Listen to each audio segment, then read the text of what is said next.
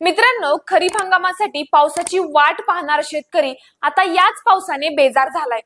परतीच्या पावसाने शेतकऱ्यांचे केलेले नुकसान पाहून सर्वांच्या मनात आता एकच प्रश्न उठतोय. हा परतीचा पाऊस कधी परतणार? महाराष्ट्रासह इतर भागामध्ये पावसाचा जोर अजूनही कायम आहे. परतीच्या वाटेवर आलेल्या पावसाचा अनेक ठिकाणी फटका बसला असून पूरग्रस्त परिस्थिती निर्माण झाली आहे. परतीचा पाऊस कधीपर्यंत भारतात मुक्कामी असणार आहे, याचं अखेर हवामान विभागाने उत्तर दिलं आहे. हवामान विभागाने वर्तवलेल्या अंदाजाप्रमाणे मान्सून 15 ऑक्टोबर पर्यंत भारतातून जाईल. त्यामुळे यंदा दिवाळीपर्यंतचा मान्सूनचा मुक्काम नसणार आहे.